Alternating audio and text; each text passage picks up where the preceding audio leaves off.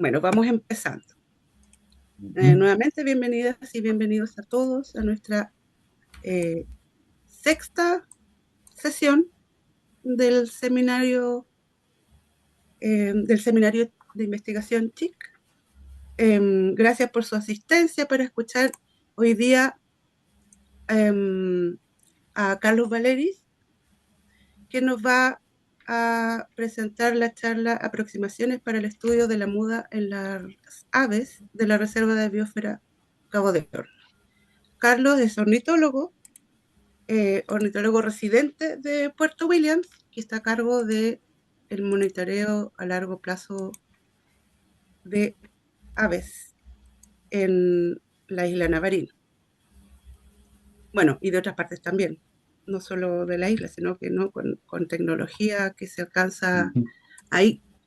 Bueno, Carlos nos va a contar más y le doy el pase gol a don Rodrigo Vázquez, al doctor Vázquez, para que por favor nos haga una contextualización del trabajo de Carlos, tanto en Chile como en el CHIC, con quien ha venido trabajando ya hace un buen tiempo. Entonces, por favor, Rodrigo, si nos puede contar un poco Claro que de la sí, vida de esta claro que persona. sí. Es un honor. Bueno, Carlos tiene 3 grados a esta altura, ¿no es cierto? Primero fue biólogo, se graduó en la Universidad de Zulia, ¿no es cierto? En Maracaibo, en Venezuela. Eh, y después hizo una maestría, ¿no es cierto?, en ciencias ambientales en la Universidad de Guayana, creo que era, ahí nos puede él decir, o tenía un nombre más largo, Nacional Experimental, creo, algo así, Exacto. en, en, en Guayana, que no es el país Guayana que está al lado de Venezuela, sino que es una región cercana a ese otro territorio. ¿Mm? Y bueno, y posteriormente llegó el 2016, hace 10 años, un poquito más, digamos, e inició el doctorado en Ecología y Biología Evolutiva en la Universidad de Chile, ¿no es cierto?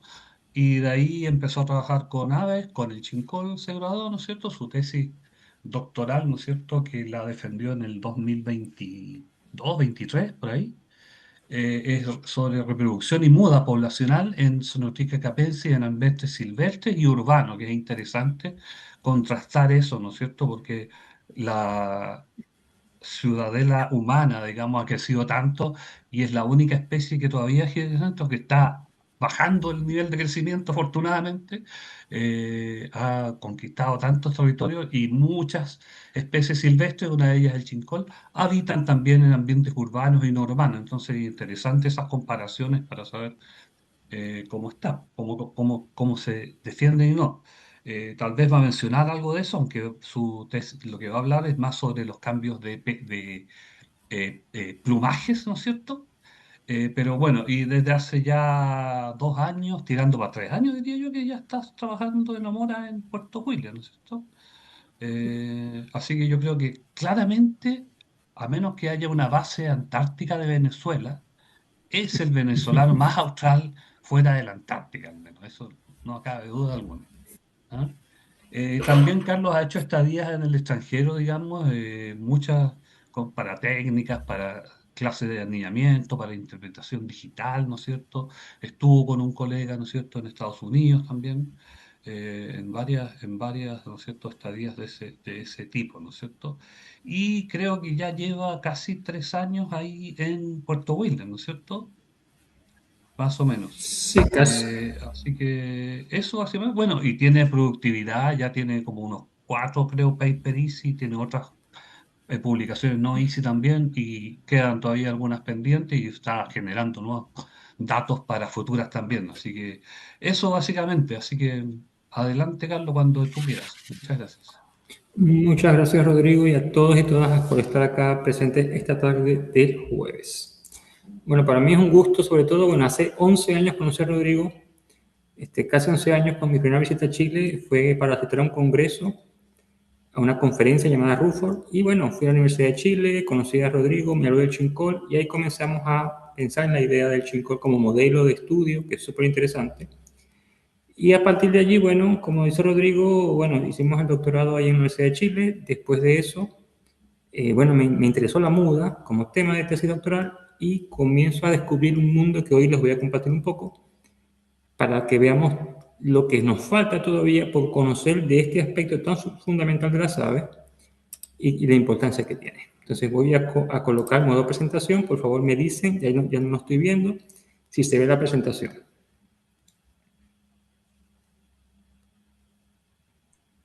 ¿Me escuchan? Sí, se ve muy bien. Se ve perfectamente, Ok. se ve perfecto. Bueno, entonces comienzo. Entonces, como decía Paula, mi seminario se va a titular Aproximaciones para el estudio de la muda en las aves de la Reserva de Biosfera Cabo de Hornos y Acanuzzi. Y bueno, el objetivo de hoy es compartir con ustedes, que ustedes y todos nosotros entendamos la importancia de las plumas y de la muda para las aves, ¿no? Es algo que parece obvio, pero dentro del contexto de investigación es poco abordado. Y además también, como parte de estos seminarios, es identificar necesidades y oportunidades de investigación en torno a este tópico de investigación que es la muda, con énfasis, bueno, en el neotrópico, pero también en esta ecorregión subantártica de Magallanes. Y bueno, las plumas, todos seguramente hemos estado en contacto con las plumas, es un atributo único que define a las aves dentro de lo que es la taxonomía. Y para eso, digamos, vamos a hablar un poquito sobre qué son las plumas, en su estructura, los tipos de plumas, el origen y su función. También cómo la muda, que es un estado de historia de vida, qué implica la muda, qué compromisos biológicos tiene, qué estrategias existen y qué patrones de muda también pueden encontrarse en la naturaleza. Luego, la relación entre muda y ciclo de vida, cómo el plumaje nos puede dar o indicar la edad de las aves, que es un aspecto sumamente importante. Y luego lo que sabemos de estos últimos años que hemos estado acá en el programa de monitoreo a largo plazo, qué sabemos de la muda de las aves subantárticas y qué falta todavía por saber. Y cierro, digamos, con un estudio de caso, donde hago referencia un poco a lo que comentaba Rodrigo, sobre estudios de muda que realicé en el marco de mi tesis doctoral, uno de esos tópicos tratados. Y bueno, lo que vemos en la fotografía también es una pluma, ¿no? La pluma tiene muchísimas formas, evolutivamente, bueno, es una estructura que ha sido sujeta a fuerte selección, no solamente natural, pero también sexual, y vamos a encontrar una diversidad de colores y formas muy únicas, y esa pluma es la pluma de la cola de esta ave del paraíso rey, en el cual el macho, bueno, tiene esos atributos para danzas y, digamos, llamar la atención de la hembra en el cortejo, ¿no? Bueno, la pluma da forma a las aves y en muchas especies de aves hay diferencias entre machos y hembras, ¿no? En los colores y en las formas de las plumas. Y las que no, bueno, también hay especies que son similares entre sí. Pero bueno, es parte, digamos, de lo que las plumas pueden ofrecer. Y para nosotros como humanos, las plumas son también un aspecto fundamental, ¿no? Es lo que más nos llama la atención desde el punto de vista de los colores del ave, también de la capacidad del ave del vuelo, entre otros atributos. Pero en sí, ¿qué es la pluma? Y la pluma, bueno, es una estructura epidérmica, digamos, compuesta por beta-queratina, un tipo de proteína que tiene también una estructura física compleja, donde está el cálamo, que es lo que se insecta, digamos, dentro del cuerpo del ave. También tenemos un raquis, un eje que le da soporte, y a partir de allí se van a ramificar barbas, válvulas y también ámulis, que son unos microganchos que le da a la pluma la capacidad de tener un cuerpo compacto. Sin embargo, hay varios tipos de plumas y hay otros tipos de plumas que no tienen ese raquis. Y entonces esa estructura le da el nombre de plumón. Es la pluma, digamos, que tienen los polluelos. Y que si vemos, esa estructura permite que haya microespacios entre ellas y que además permita la captación, digamos, de aire caliente y sirve también para termorregular al individuo. Es una estructura que tienen todas las aves. Así como estas dos, hay otros tipos de plumas que según la topografía del ave, si es plumas de cola, también la especie, por supuesto, los mecanismos de vuelo, los colores que tienen, existen diferencias, ¿no? Y otras muy especializadas como la filopluma y las vibrisas que tienen, digamos, funciones tácticas o táctiles, mejor dicho, para poder detectar insectos en vuelo y otros para poder también digamos, poder tener, digamos, ausencia o presencia, digamos, de lo que es el contexto ambiental, temperatura u otro tipo de elementos. Hay un micrófono encendido, si lo pueden apagar, por favor. Ok, gracias. Y bueno, el ave, hay diferentes elementos dentro del plumaje del ave que son reconocibles y que, digamos, tienen una nomenclatura o una estructura que se puede identificar. En este caso, tenemos las plumas de vuelo y las plumas del cuerpo. Las primeras hacen referencia a las plumas que se proyectan del ala, en este caso las plumas primarias, las más distales, que pueden ser 9 o 10, las plumas secundarias, que pueden ser 6 o más, y las terciarias, que son las más proximales al cuerpo del ave. También tenemos plumas que cubren los cálamos de esas otras plumas, que son las coberteras primarias, coberteras secundarias, y así sucesivamente. Y las rectrices o timoneras, las que dan, digamos, origen a la cola. Bueno, todas ellas tienen una numeración.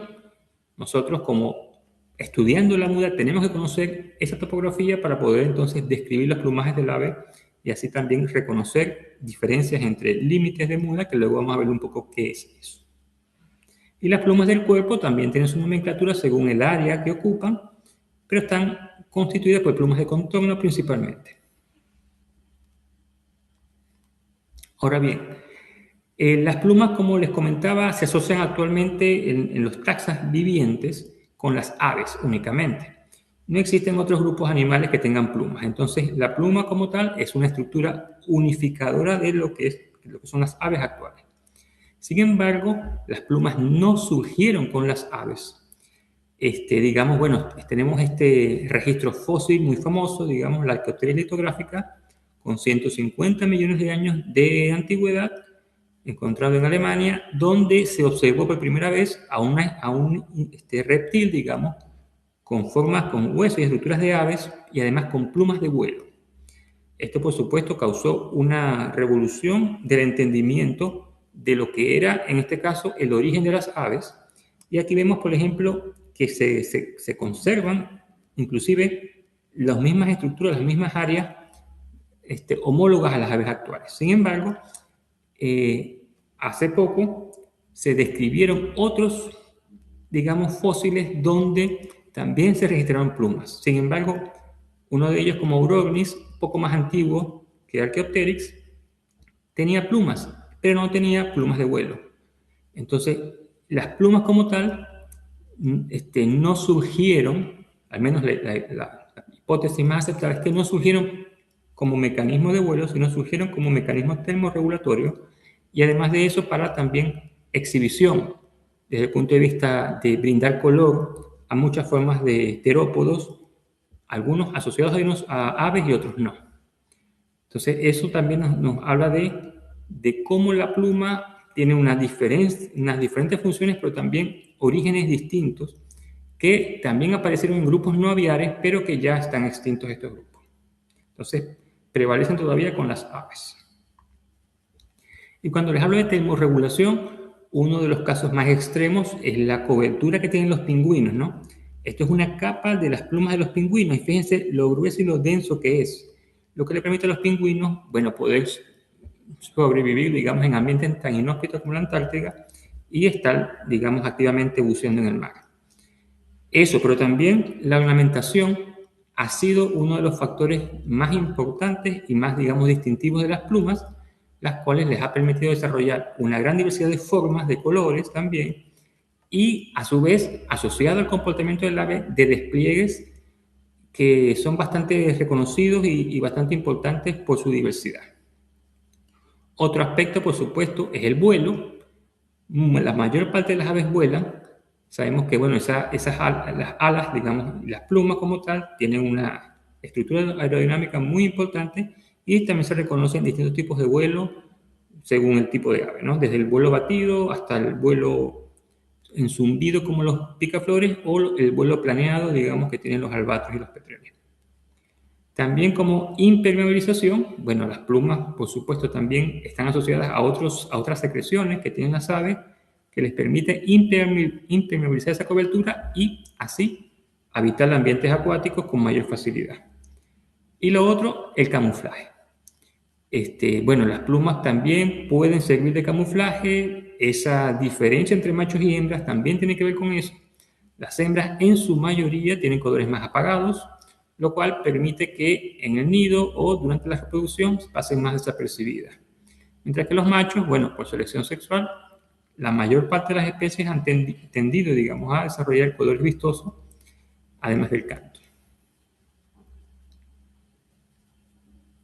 Ahora bien, eso es digamos, una primera visión de lo que son las plumas, pero ahora las plumas no son estructuras definitivas dentro del cuerpo del ave, ¿no?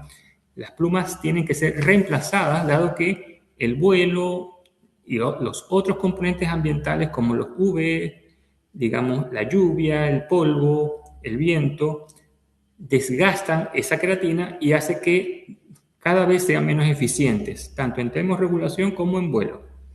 Y además sus colores también se van perdiendo. Entonces, por eso mismo, el ave debe reemplazar el plumaje de forma más o menos, digamos, cíclica. Y esto va a provocar en el ave una serie de cambios. Esos cambios se llaman estado de historia de vida y al igual que la reproducción, por ejemplo, y la migración, están presentes en las aves, aunque a diferencia de la migración, todas las aves mudan. No todas migran, pero sí todas deben mudar, reemplazar ese plumaje como parte de su ciclo de vida.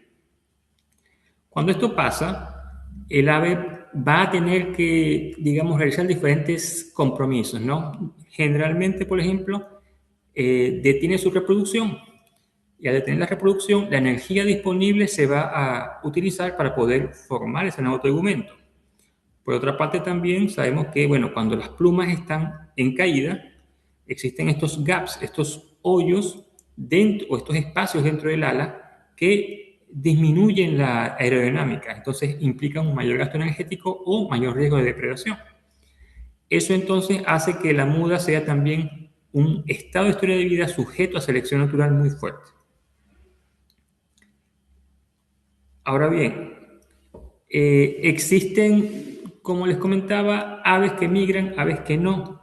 También existen hábitats muy estacionales o menos estacionales. Y existe una teoría, que es la teoría que se plantea como la máquina de estados finitos, donde, bueno, un organismo tiene una capacidad limitada para poder hacer cambios en su cuerpo en ocasión de estos diferentes estadios. Y eso implica que en sitios muy estacionales haga falta una mayor inversión en estos cambios porque el ambiente cambia mucho.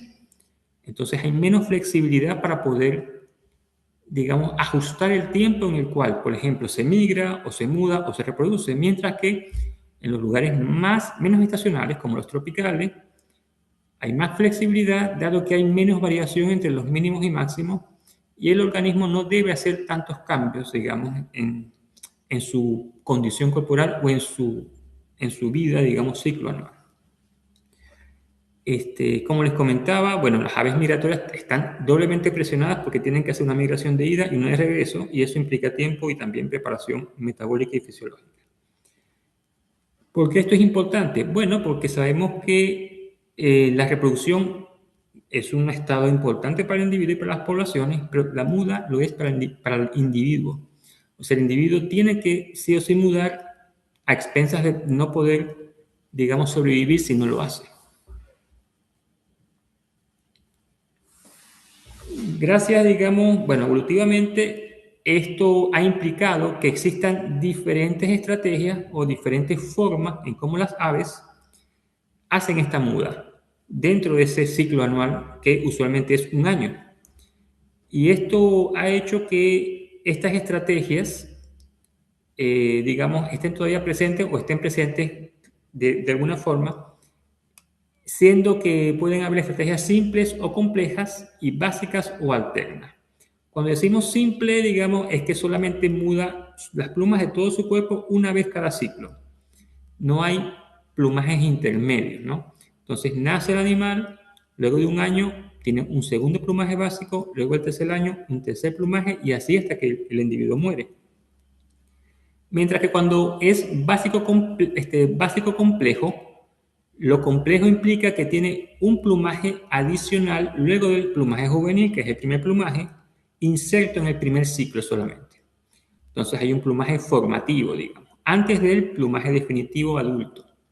Entonces en el primer año va a tener dos plumajes diferentes. Y cuando es alterno, quiere decir que alterno simple es que hay un plumaje alterno en cada uno de los ciclos posterior al plumaje básico. Y el más común, digamos, uno de los más comunes es el complejo alterno, donde además del formativo va a haber un plumaje alterno en cada ciclo. ¿Por qué esto es importante? Porque si conocemos nosotros la estrategia de muda de nuestras especies, vamos a poder identificar con bastante exactitud en qué parte del ciclo está. Es decir, es un individuo del primer ciclo o del segundo ciclo o inclusive del tercer o cuarto ciclo.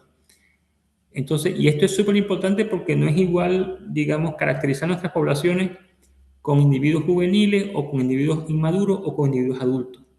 Entonces, para conocer cuán digamos, eficiente o cuán importante es el reclutamiento o cómo es la estructura de la población, es súper importante considerar estos plumajes.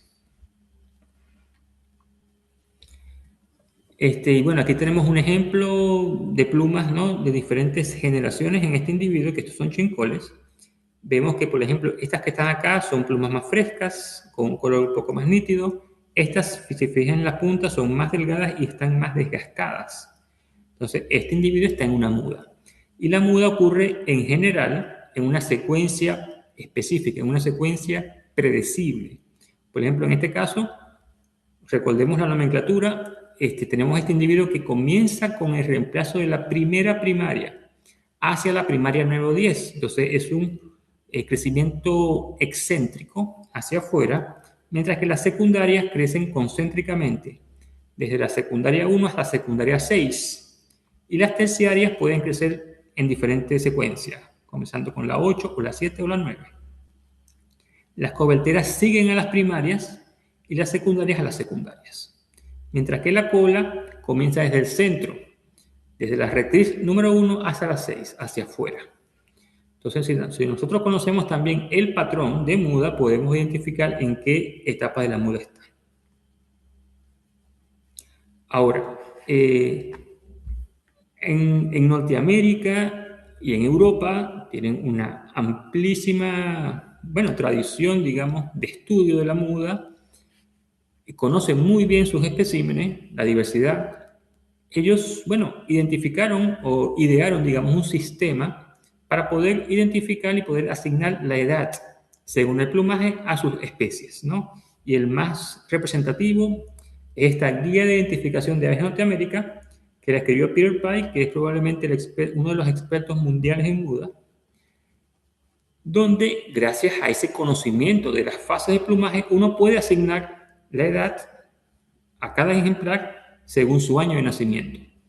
Y una de las cosas más interesantes, es que este modelo o este sistema funciona muy bien, pero en el norte, solo debido a que la primavera y el verano están dentro del año calendario.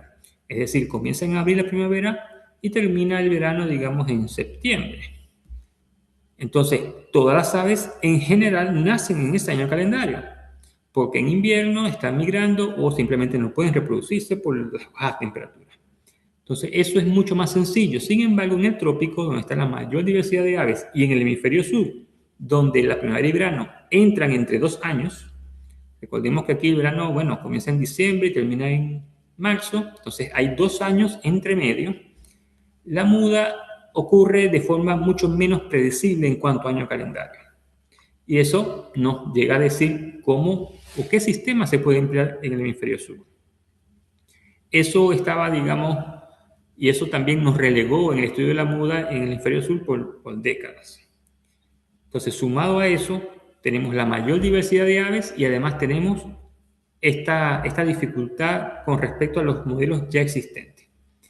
Sin embargo, ya en 2010 comienza, digamos, a haber un crecimiento en la producción de conocimiento sobre este tópico, con artículos muy relevantes como este que presenta el sistema WRP, y este último, en 2010, y este último donde se actualiza, ya en 2022. Y aquí vemos entonces ejemplos de secuencias de aves. Hay diferentes estrategias donde el organismo desde su nido, digamos, comienza a desarrollar plumajes en una fase que es predecible y que permite a los investigadores e investigadoras identificar exactamente en qué fase está. Un caso bien interesante es el carpintero, que también tenemos acá, el carpintero negro, el cual tiene una estrategia de muda tal que nos permite identificar la ave hasta su 5º año. Entonces podemos saber si el ave tiene 1, 2, 3, 4 o 5 años. Luego de eso tendrá más de 5 años y no podremos saber exactamente qué edad tiene. Sin embargo, con el anillado podemos seguirla y obviamente saber muchísimo todo su ciclo de vida.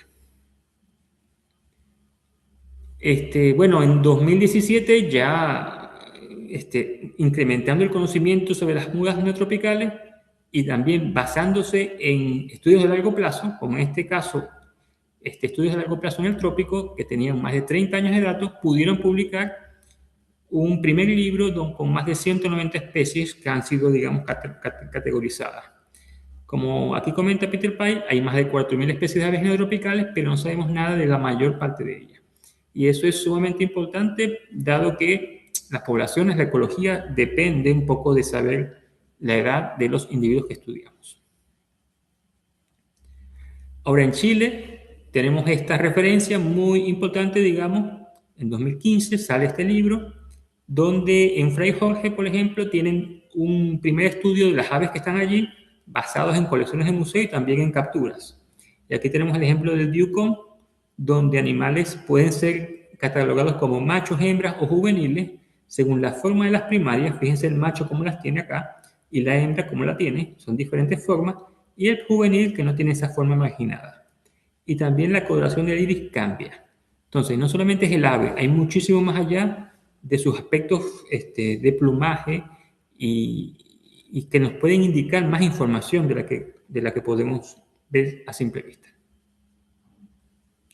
Aquí les hago un poquito rápidamente de lo que son algunas de las especies que tenemos en Omora. Aquí tenemos el cometocino patagónico, vemos el plumaje juvenil, es el animal que tiene un par de meses de edad desde que nació. Luego tenemos el formativo del primer año. Este tiene un ciclo formativo incerto, por lo cual es una estrategia compleja.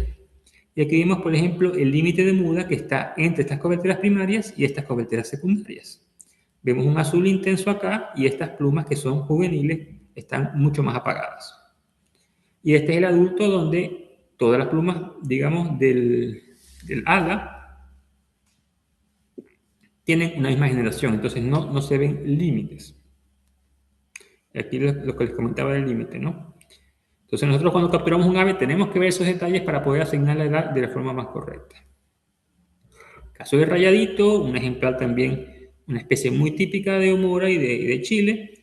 Tenemos las plumas rectrices como unos indicadores importantes de la edad del ave. En este caso, plumas muy aguzadas corresponden a plumas juveniles. Animales que tengan límites entre la lula o coberteras primarias corresponderían a un primer ciclo formativo, mientras que unas plumas rectrices mucho más anchas y la ausencia de límites en el ala nos hablarían de un individuo en plumaje básico, o sea, plumaje definitivo básico. Aquí tendríamos las señales que les comenté. Mientras que el Shere-Khan, el Troglodites musculus, tiene estas bandas, y estas bandas, si se fijan acá, son bastante coherentes entre sí o muy simétricas, lo que indica que son plumas juveniles. Las plumas juveniles crecen al mismo tiempo. Mientras que acá este individuo está con muda activa, manteniendo plumas juveniles, lo que nos indica que está en su 2º año. O sea, tiene 1 año de vida y va al 2º ciclo. Entonces podemos inclusive ver las mismas marcas en la cola y, por supuesto, en el cuerpo ver también el reemplazo de plumas que también ocurre. Entonces, todas las plumas, como les comento, cambian, no solamente las de vuelo, todas las del cuerpo igual. El pequeño fillo, digamos, el hernia del bíceps, también tiene, aunque no muda en Chile, muda en Brasil, podemos obviamente ver los distintos plumajes aquí de los organismos, tanto que nacen como los que llegan de migración. Y aquí tenemos el individuo juvenil sin corona y sin límite, mientras que acá el individuo de primer año tiene algunas plumas o puede tener plumas retenidas del ala de plumaje juvenil, mientras que también tiene la cresta formada, que es la que le da el nombre en inglés. Aquí tenemos esta pluma que es un poquito más chica que estas. Y la corona. Y el Yukon, como les comentaba, también parte de lo que es la bifauna de acá de Omora, también con muda, digamos, activa. Ahora bien, nosotros durante 26 años ya de monitoreo, los primeros 20 años o 22 años, los datos que se tomaron, digamos, de muda corresponden a las categorías que se utilizan actualmente, pero que no consideran el ciclo de muda. Estas categorías son de 0, no tienen muda animal, a 1, apenas 10%, 2, hasta 3. Y basándonos en las dos últimas que corresponderían a la muda básica por definición, o sea, muda de plumas de vuelo, podemos ver dónde a nivel temporal se concentran la muda de de las 6 especies más comunes capturadas. Y vemos que todas corresponden entonces a lo que es el verano austral, ¿no? La mayor parte del verano austral, allí se concentraría lo que es la muda del ave. Sin embargo, no sabemos, o sea, no hay certeza de qué estadios estamos evaluando aquí, pero sí que la muda se concentra, al menos en este periodo. En la conferencia pasada, Alejandra y el equipo pudimos presentar este trabajo donde durante los 2 últimos años, ya colectando los estadios de muda, los ciclos de muda, podemos ver la proporción de captura de estas especies, de las 4 especies más comunes, y ver dónde se concentran las diferentes clases de edad, en dónde. Y aquí, por ejemplo, vemos la fenología del rayadito, la primera, donde la mayor parte de las capturas, sobre todo en el verano, se concentran en animales juveniles e inmaduros, con algunos adultos también presentes. Mientras que en el resto del año, la mayor parte de los individuos capturados son inmaduros y adultos. Esto es importante porque solamente, por ejemplo, los primeros ciclos se concentran solamente en el verano, dado que la progresión luego no hace posible encontrar esos plumajes en el invierno o en la primavera siguiente. Mientras que en este caso, el Sonotrica capensis y el fío, al ser migratorios, no se encuentran, digamos, presentes en la isla en ese momento, por lo cual no tenemos capturas en ese periodo, pero el chincol sí muda en la isla antes de emigrar, mientras que el fío no muda en su sitio de invernada.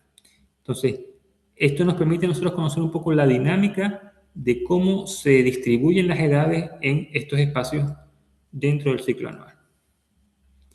Ahora, dado el tiempo, vamos a trabajar ahorita con un estudio de caso donde podemos ver otros elementos que son importantes para el estudio de la muda, ¿no? Y este fue un artículo que publicamos con el laboratorio el año pasado, donde medimos la intensidad de la muda y la diferencia que existe entre lo que es la temporalidad y la duración entre chincoles, pero de diferentes sexos. O sea, también, digamos, esto fue en Quebrada de la Plata. En Quebrada de la Plata es un área natural que está ubicada en la comuna de Maipú, en región metropolitana. Y es un ecosistema mediterráneo. Lo primero que hicimos, las capturas que ocurren de forma recurrente. Allí, por ejemplo, evaluamos a cada individuo cómo estaban las diferentes plumas de vuelo, desde la primera primaria hasta la última secundaria. Y utilizamos entonces estos valores de pluma según la fase de crecimiento en la cual estaban. Con un individuo que sirvió de modelo, pesamos cada una de las plumas y pudimos entonces utilizar el método llamado Underhill-Zucchini, donde podemos estimar la proporción de la pluma que ha crecido, o sea, de forma más precisa. Y a través de eso modelar las trayectorias de muda con las poblaciones. tanto de machos como de hembras, y así ver el estimado de inicio según el día calendario. Para eso, por ejemplo, utilizamos más de 102 individuos, la mayoría sexados genéticamente y otros simplemente con el sexado basado en el desarrollo tanto del parche de incubación para hembras como de cloaca para los machos. Luego, en la intensidad, lo que hicimos fue, ver de los individuos capturados cuántas plumas estaban activamente mudando. Digamos, descartando, por supuesto, las plumas viejas y las que no habían crecido aún, y las plumas completamente nuevas. Esto para ver, bueno, cuántas plumas puede el ave mudar al mismo tiempo. Y ahí utilizamos 43 ejemplares. Y por otra parte también utilizamos fotografías de las aves capturadas para poder evaluar esto que son las bandas de crecimiento. Y esto recuerda un poquito lo que es la dendrocronología, donde miden los anillos de los árboles, ¿no? Aquí medimos estas bandas que lo que representan son el crecimiento de la pluma en 24 horas. Aquí tenemos, por ejemplo, utilizamos 40 fotografías de machos y hembras y pudimos entonces medir las distancias que hay entre más de 8 bandas para luego calcular el promedio de crecimiento de esa pluma. Esta técnica igual nosotros habíamos evaluado antes para comparar si es que era fiable entre varios observadores y resultó sí, ser bastante buena y útil. Y en este caso lo que encontramos fue que ciertamente los machos no están con las crías tanto como las hembras, entonces las hembras tienen una mayor inversión parental porque están incubando más tiempo y además porque desarrollan el parche de incubación y colocan los huevos. Entonces nuestra hipótesis era que, las hembras iban a estar un poco más relegadas en cuanto a la muda porque tenían mayor costo reproductivo. Lo que encontramos en este caso es que los machos en promedio iniciaron mucho antes que las hembras y terminaron también un poco antes, mientras que las hembras comenzaron mucho después y terminaron mucho más cerca que los machos, implicando que hay diferencias significativas entre lo que es la trayectoria de muda de ambos sexos. Entonces, ¿por qué? La hipótesis también pensaba que los machos tenían plumas que crecían más rápido. O mejor dicho, que las hembras, para compensarlo, tenían plumaje que crecía más rápido. Sin embargo, en este caso no fue así. Cuando comparamos los crecimientos de las plumas de hembras y machos, no hubo diferencia significativa. Es decir, que esto no explicaba por qué la hembra terminaba su muda en menos tiempo que el macho. Sin embargo, cuando vemos la intensidad de la muda, allí se encontraron diferencias significativas.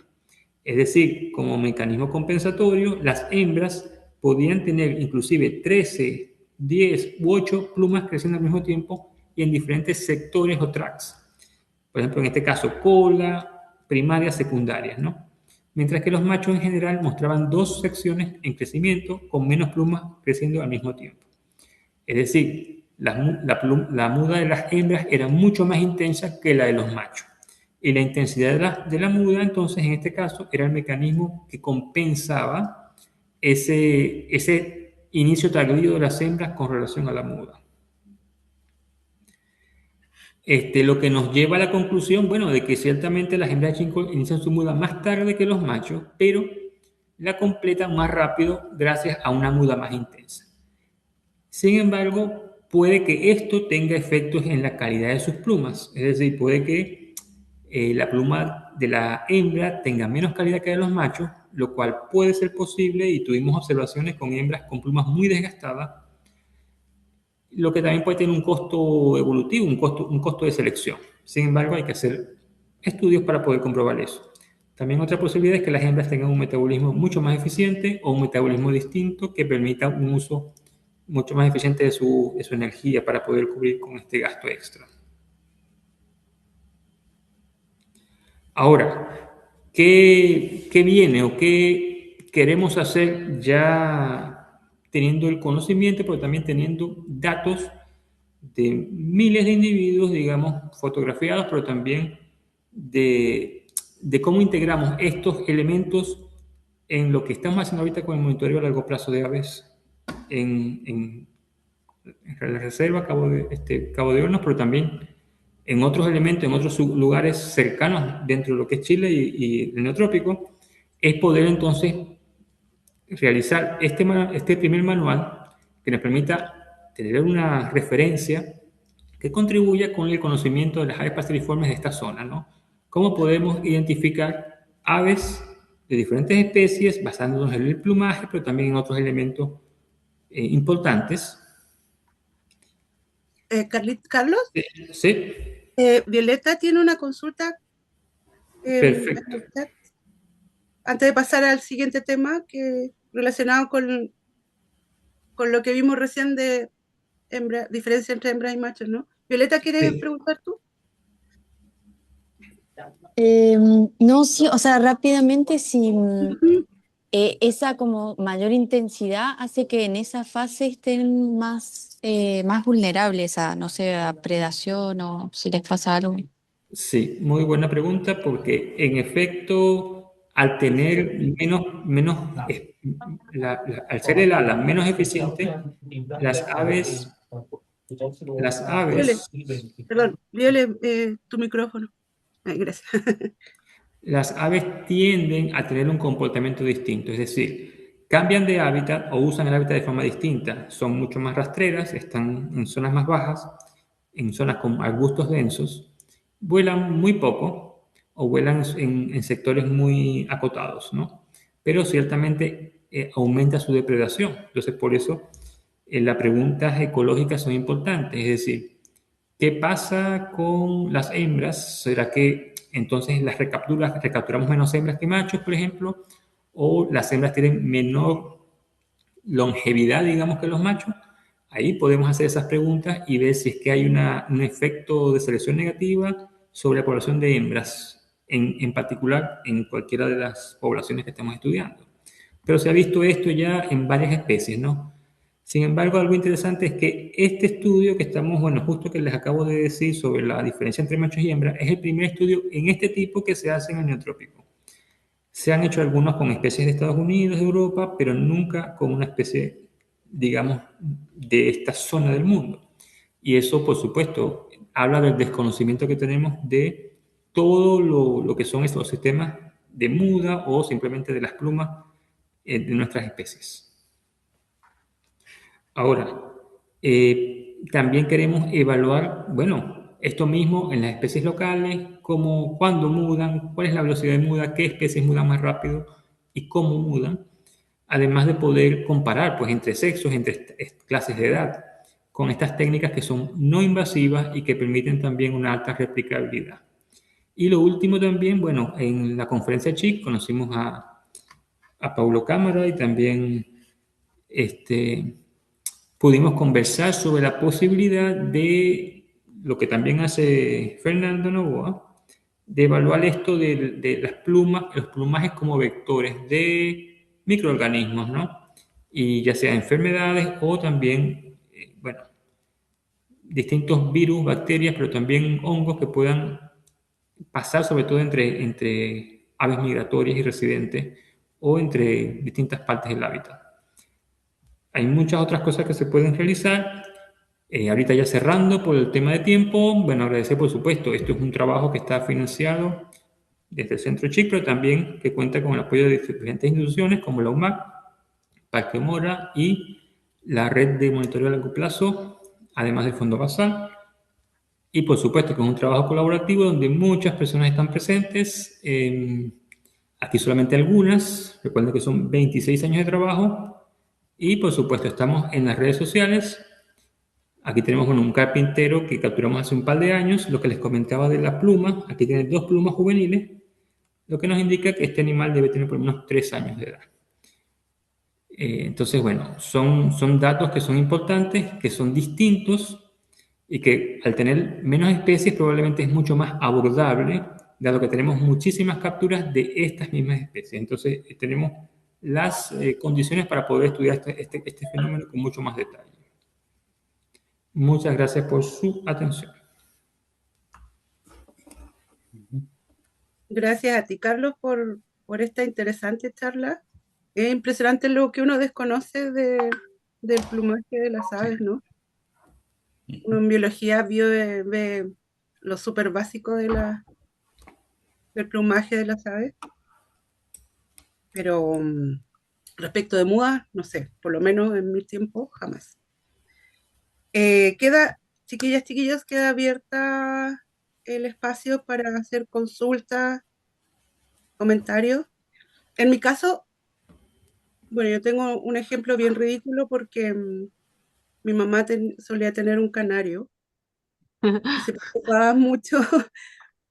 Perdón el ejemplo ridículo, pero es como lo más cercano que yo he estado a convivir con una. Entonces, ella se preocupaba mucho porque en la época de, em, de cambio de plumaje, él dejaba de cantar. Es frecuente que haya un cambio en la vocalización de las aves o algo así cuando yo lo atribuía, digamos, y le explicaba que en realidad era por el gasto energético y por lo tanto que cambiaba su conducta, pero era una explicación bien amateur. Es frecuente, Carlitos, que pase eso, que puedan cambiar sus vocalizaciones o, bueno, la conducta ya vimos que sí, un poco, pero ¿ocurre eso?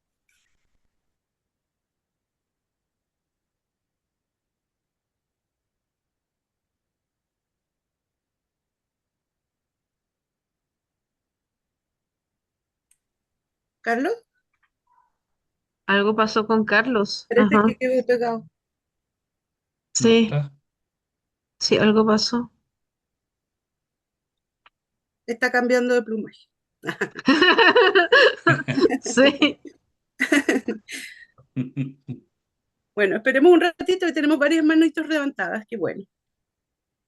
Bueno, yo comento ahora porque quería dar esa retroalimentación que como yo no soy bióloga y no soy de ese campo, lo encontré muy, muy interesante y al igual que Paula, conecté inmediatamente con algo cercano hacia mí. Nuestras gallinitas que compramos hace un tiempo, son 5 gallinas y un gallo, quetros y coyoncas.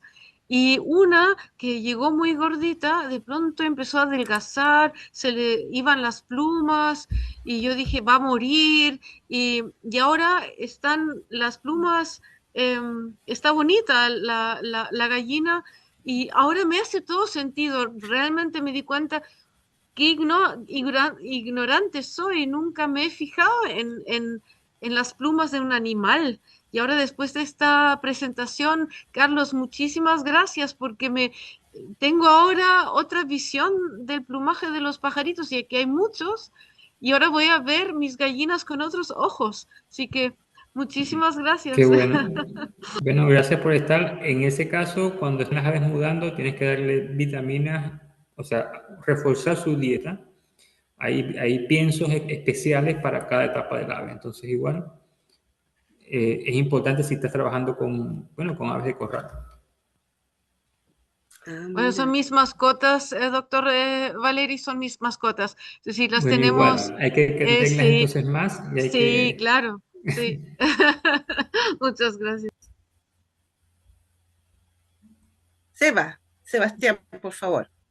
Vale. Carlos no alcanzó a escuchar mi pregunta, pero se la hago al final o después en Sí. presente. Bueno, Muchas gracias, Carlos, por tu presentación muy buena, muy interesante y me dejó enganchado justamente lo último que comentaste sobre la posibilidad de hacer estos estudios quizás de, bueno, que tienen que ver con ADN ambiental, ¿cierto? Pero en este caso de las muestras de las alas de las aves.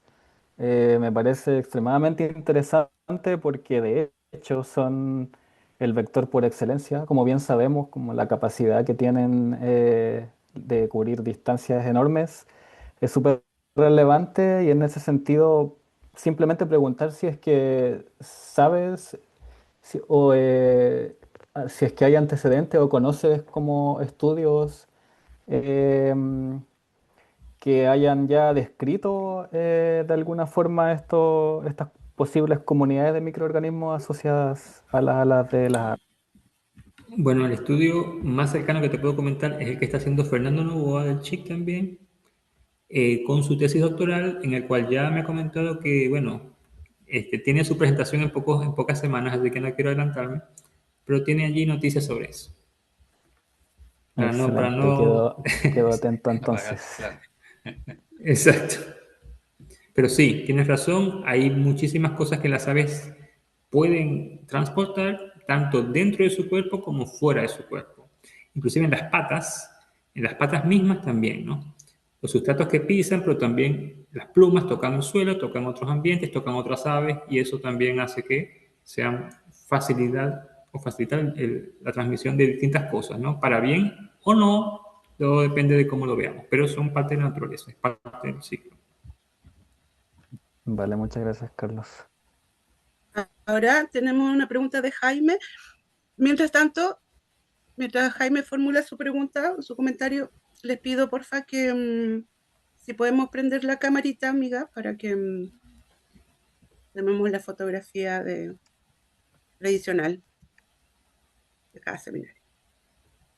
Y así cálese si quiere. Bueno, gracias, Paula. Gracias, Carlos, por la bella presentación. Tenía una pregunta, dos preguntas. Una es, claro, para entender los cambios de las plumas y igual requiere una manipulación, ¿cierto? Entonces, mi pregunta es como, ¿existe alguna medida de algo, por ejemplo, si hay cámaras trampa tomando imágenes de aves? A pesar de que la fotografía es algo que puede ser digamos, muy general, ¿podemos tener algo ahí de información sobre el cambio de muda? No sé si tú has explorado eso desde la fotografía, por ejemplo, cámaras trampas que Bueno, están monitoreando algo en el tiempo. Y la segunda pregunta era como que no sé si tú has indagado sobre las plumas y los museos, en el particular el museo digamos, en Puerto William, de Martín González. Ellos tienen interesantemente algunos individuos ejemplares antiguos, como del 70, incluso del 60, de Diego Ramírez, por ejemplo, o de otras localidades, y están ahí, y están las plumas. No sé si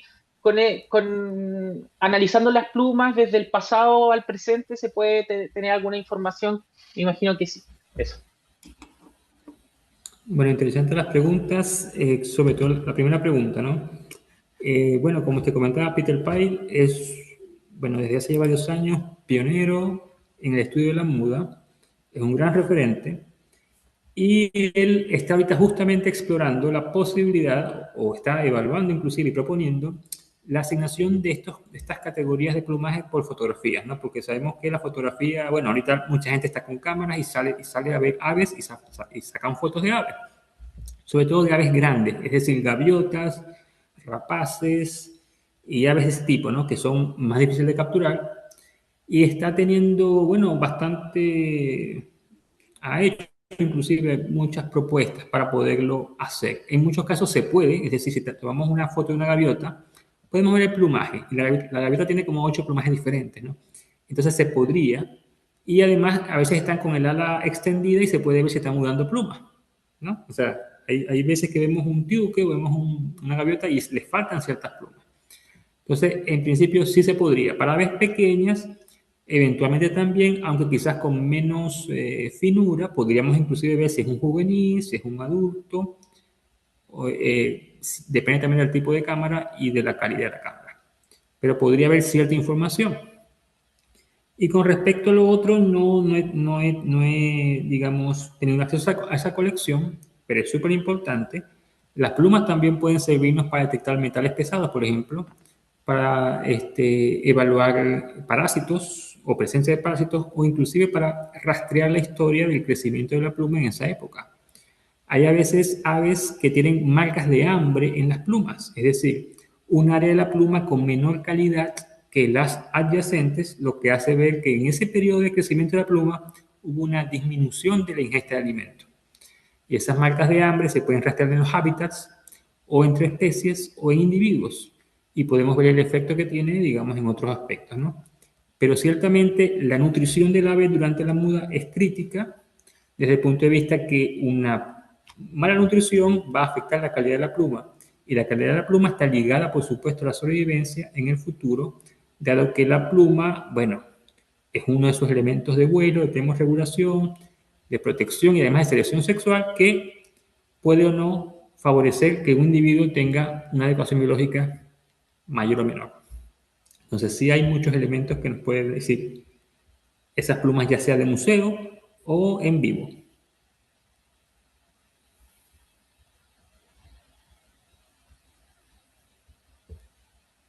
Gracias, Carlos. Te pasaste. Moira. Hola, buenas tardes. Carlos, muchas gracias por la presentación muy clara. Mi pregunta es más asociada a la ornitología general, el estado de la ornitología dentro de Chile. Quizás usted pueda saber si actualmente existen un aumento en la investigación respecto a la ornitología, porque yo he visto que en los últimos años ha crecido mucho como el amor hacia las aves, mucha gente está sumando datos en el BIR, subiendo fotografías en internet, y me gustaría Sí. saber si es que ese suceso se ha vinculado con un aumento en la investigación sobre aves en Chile. Bueno, mi opinión es que en Chile hay una comunidad creciente, como tú dices, de personas, tanto a nivel aficionado como a nivel científico, estudiando las aves, ¿no? Y las aves históricamente han sido un grupo muy llamativo para los biólogos y para los ecólogos, médicos veterinarios también, muchísimos trabajando con aves, por lo cual es un grupo fácilmente que engancha a la gente, ¿no? Estuve en el último Congreso de Ornitología, que fue el 2024, y allí cambia un poco tu pregunta. De los 150 o más trabajos que habían presentándose en el Congreso, solamente 3 personas estábamos presentando algo de muda. Entonces, está muy bien, obviamente hay mucho que hacer, mucho que conocer, pero la muda tiene que ser considerada de forma mucho más seria, no solamente por la muda en sí, sino por todos los estudios que asociamos, ya sea monitoreo a largo plazo, ecológicos, y para conservación inclusive, porque podemos detectar tendencias y patrones reproductivos, por ejemplo, o los lugares donde las aves anidan, o los lugares que necesitan las aves para poder mudar. Y esos hábitats que son críticos tenemos que conservarlos. Por ejemplo, en Quebrada la Plata, lo que observamos es que las aves, estos chincoles, ¿no?, que son especies muy comunes en todo Chile y en todo Sudamérica, digamos, tenían un espacio para reproducción que luego abandonaban para ir al bosque a mudar en el bosque. Entonces se iban al bosque, dejaban los arbustos y se iban al bosque a mudar en el bosque. Alguien que me preguntaba sobre el tema de la depredación. Bueno, el bosque, hipotetizamos, digamos, que es un ambiente mucho más seguro para las aves, está menos expuesta, porque es más intrincado, digamos. Y allí entonces se iban las aves a mudar. Si el bosque desaparece en ese caso, ese parche de bosque, esas aves no van a poder mudar de forma segura porque van a estar más expuestas, ¿no? Entonces ahí tenemos un factor de conservación. Y otro aspecto súper interesante, la muda no puede ser evitada por las aves, ¿no? En 2019 estábamos en Santiago haciendo la investigación y nos damos cuenta de una sequía súper intensa que había en Chile, ¿no? Y ese año, en la primavera era como el verano, ¿no? No había lluvia, estaba todo seco, seco en septiembre. Y resulta que las aves, los chincoles, que ya estaba estudiando desde hace un año, llegaron a sus sitios de reproducción, pero a las 2 semanas se fueron. No pudieron reproducirse en ese momento. No estaban las condiciones. Sin embargo, lo que hicieron las aves fue comenzar a mudar. Y esto habla también de la flexibilidad de lo que es la muda en cuanto a fenómenos del ciclo de vida. Al no tener reproducción, pueden dirigir sus energías a la muda y ahí eso hicieron, ¿no? Entonces, digamos que el individuo reserva su energía para mudar en vez de perder la energía de reproducción, porque obviamente las señales ambientales no estaban óptimas para la reproducción en esa época.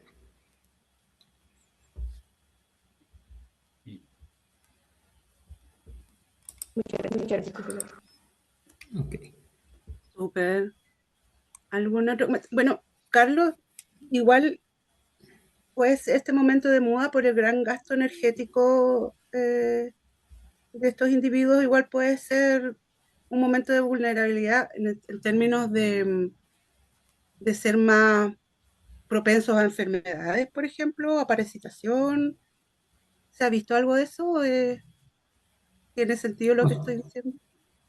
O sea, por supuesto que, bueno, al estar invirtiendo energía, ya sea en migración, reproducción o muda, los organismos tienen que como que administrar su energía, entonces pueden quedar ciertas áreas más propensas, como lo que comenta, una menor sistema inmunológico menos fuerte, digamos, o más vulnerable a otros aspectos como parásitos.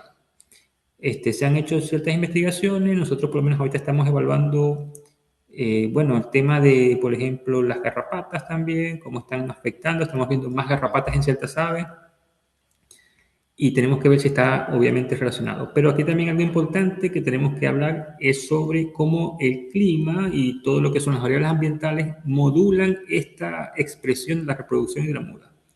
Entonces, si hay un cambio climático, si hay cambios en todo lo que es la estacionalidad, eso va a incidir en reproducción, pero también en muda y también en la migración.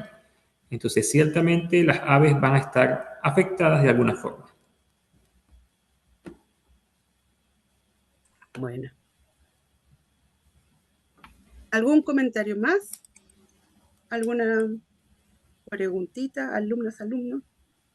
Sí, yo tengo una preguntita para Carlitos. Oye, bueno, se sabe que es migratorio, claro, en la zona sur, ¿no es cierto?, de la Patagonia. Y creo que ya en Coyhaique, que son como unos 1000 kilómetros nuestros, ya no es migratorio, parece.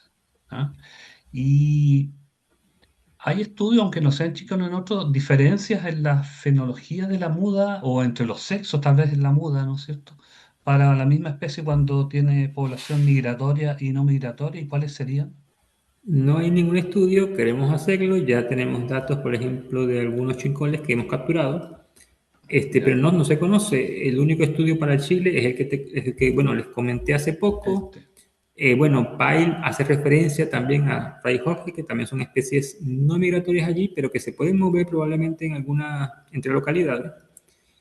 Sabemos poco de los chincoles, o sea, sabemos mucho del chincol, pero no sabemos todo todavía. Entonces, igual es súper interesante porque el chincol es un ave que, bueno, está en el bosque, se reproduce aquí en el bosque, pero luego se va temprano claro. hacia la costa, de pronto está mudando en otros sectores, ¿no? Y también tenemos que ver si es que se compara, ya que esto es aunque es más estacional, igual Claro. no es un hábitat comparable a lo que es el hemisferio norte. Entonces, hay que ver cómo funciona este sistema para la muda y las aves locales y las migratorias. Claro. O sea, hay potencialidades para poder comparar. Claro. ¿Y has visto tal vez en las lecturas que ha hecho diferencias entre sexos en la muda en paseriformes del hemisferio norte? Y si es así, Sí, ¿cuáles serían? bueno, en general se ha mantenido el patrón de que la inversión parental, digamos, si hay inversión parental diferente, las hembras tienden a comenzar la muda después de los machos. Ya. Y se explica, digamos, también por la intensidad de la muda. O sea que está pasando lo mismo, ¿no? Sabemos que el Mediterráneo es un ecosistema igual que se repite en varias partes del mundo. Sí. Probablemente también sea eso parte de lo que está explicando este fenómeno. Ya, gracias, muchas gracias. Buena charla. Buenísima. Entonces, ¿algún comentario más? Si no, dejamos hasta acá nuestra sesión. Con el agradecimiento, por supuesto, a Carlos por la interesante charla. Bueno, a ustedes por estar acá, igual, muchas gracias por la invitación. Haciendo un inciso, cuando Paula me invitó, estaba justo en el curso de anillamiento, bajo altísimos niveles de estrés, porque estaba en una prueba, digamos, de anillamiento y todo eso. Y dije, Paula, no quiero hacer el seminario. Después que salgo de ese estrés, obviamente que uno ve lo bonito y lo importante de la oportunidad. Y oye, gracias por la invitación, este tema me apasiona mucho, Disculpen si no entendieron todo por lo rápido, pero bueno, el tiempo es así. Las personas que vengan acá al monitoreo, invitadas, invitados, para ver esto es lo que estoy explicando en más detalle. Y los estudiantes y las estudiantes de la UMAC y de otras universidades del consorcio CHIC y fuera del consorcio CHIC también, invitados e invitadas que están interesados en hacer profundidad sobre este tipo de estudios, que como les digo, es algo muy novedoso en este hemisferio y bueno, con las aves neotropicales. Buenísimo. Gracias por la invitación, Carlos. Ya escucharon, chiquillas y chiquillos. Chiquilles. Sí, muchas gracias. Gracias, Bueno. Rodrigo, por tu presencia, por el aporte que presentándonos al doctor Valeris. Y los esperamos a todos y todas la próxima sesión, próximo jueves. Recordemos que esta es la sexta región, que tuvimos un problemilla y Laura Lagheim tuvimos que saltarnos su presentación, pero se corre para el final del calendario. Está corrida ya, en el calendario ya está recalendarizada, digamos, para el final, para que la podamos escuchar también. Gracias, Paula, muchas gracias. Nada, nos vemos la próxima semana.